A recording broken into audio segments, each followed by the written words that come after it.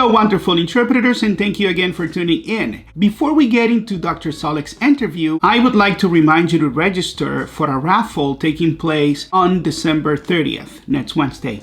I have prepared a tutorial for you to follow. A couple of important things. You must be a website member with us in order to register and to take advantage of this raffle for 8 continuing education credits. Signing up to become a member of our website is free and there are no fees associated with this whatsoever. The winner of this raffle will get a gift card for $190 with the Arcus Institute in Seattle. Now, you can use this gift card to buy any of the continuing education workshops that they have upcoming in January. This one will give you 8 credits. This training will take place over 2 consecutive Saturdays. Let's get into the tutorial. Open up your web browser. You type yinterpreterslni.org. You have to sign up to become a member first. So you click here. So you have to sign up with email, Google, or Facebook. I would recommend just using your email address. You sign up, you create a password, you'll get approved. Shortly after that, you hit OK. And then you scroll down all the way to our events section right here. Upcoming events, and what you're gonna do right here, you see the raffle. You click on RSVP, go all the way down right here to registration, select a quantity, select 1. So selecting multiple tickets is not going to increase your chances of winning. So just select 1, click checkout, and then this is the registration page. You have to fill out the whole form. Once you're done, you click on continue and then you'll be registered. Take action and register now. Let's get into the interview. Thank you so much for tuning in. Let's go in. Hello everyone, we're here with Dr. Geoffrey Soleck from Tacoma Psychology. I want to say thank you, Dr. Soleck, for allowing us to be here today. Sure, of course. It's a pleasure and thank you for agreeing to this interview. Yes, of course. Yeah, I've been working in the Tacoma area for about 9 years, since 2011.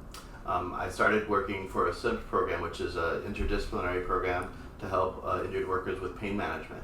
And I worked alongside physical therapists and doctors and got a really good feel for the system that way, as well as the various treatments for injured workers. And that was, of course, valuable for transitioning into private practice where I am now, doing individual psychotherapy for injured workers and other clients in my practice. What's the percentage of the Hispanic population that become injured workers in your practice? How many injured workers do you see on a regular basis that are Hispanic? I would say that about 1/3 of my injured worker population is Hispanic. I also work with interpreters who speak Russian and Korean. Have you gotten any notification from LNI? My office is aware that there are changes underway, or at least planned at this moment. Not being allowed to call us whenever you need us, how do you think that's going to affect the patients in your clinic? Scheduling can become a problem. I think that patients relate better to the same interpreter over time. I think having to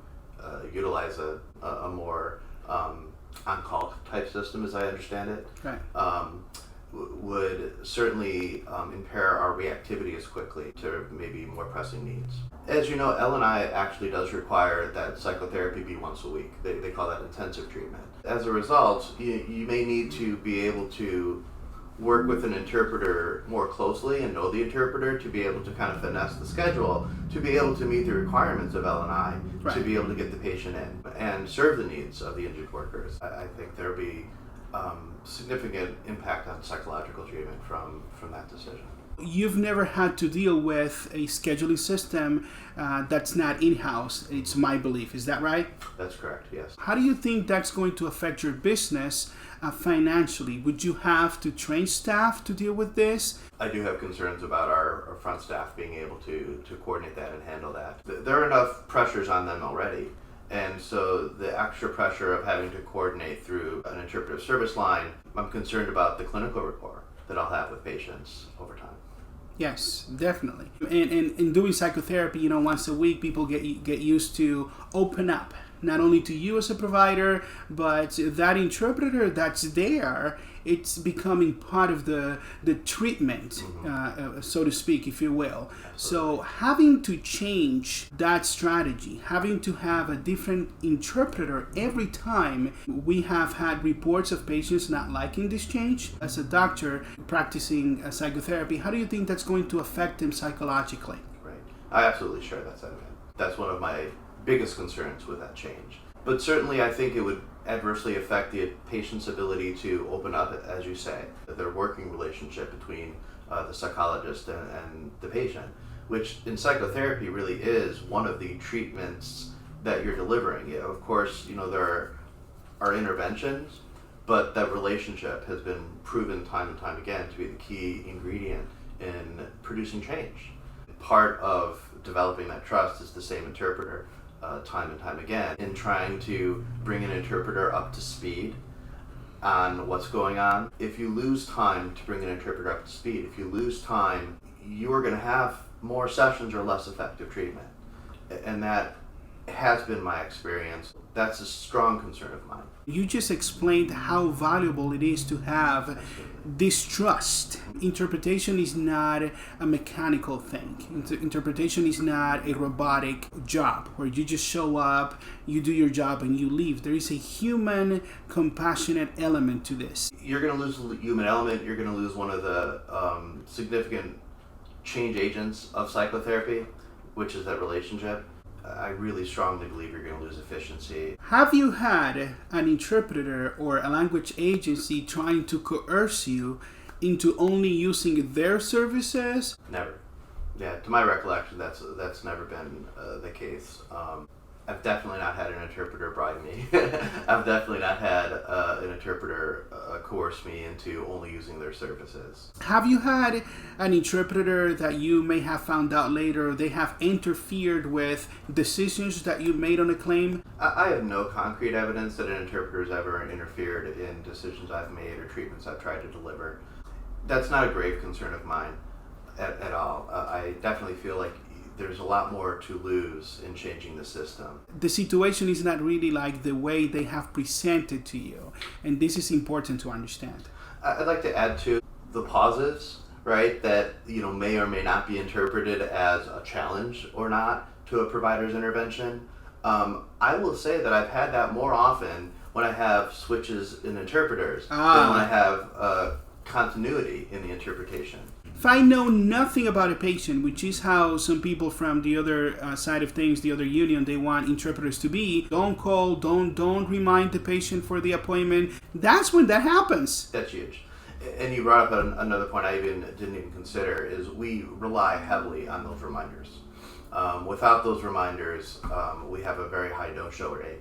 And so if patients are missing appointments because they forget, or there's no facilitation of them being able to make it in and overcome many barriers to treatment, you're going to have worse treatment. What final message would you have for LNI today to ask LNI to please let you work with the interpreters that you know and trust and are experienced in the kind of treatment that you provide? I definitely would encourage LNI to consider allowing providers to work with the services that work best for the injured workers. I believe that the services that I've been using for all my patients for interpreting provide the most flexibility and the most efficiency for delivering the types of care that LNI's mission is guided towards. A few bad apples that, again, may have been effectively caught by the system shouldn't ruin effective care. It shouldn't ruin client access to care, and you need to account for that in how you're implementing strategies to treat the injured worker. Thank you so much. This is the end of our interview. Hopefully LNI will listen to this. Thank you so much for watching. Hello again. Remember to look in the description box below to find links on how to send us your signed card. There is also a link for our live stream taking place next Wednesday at 8:20 p.m. where we will announce the winner of this continuing education raffle. See you in the next video, and as always, God bless.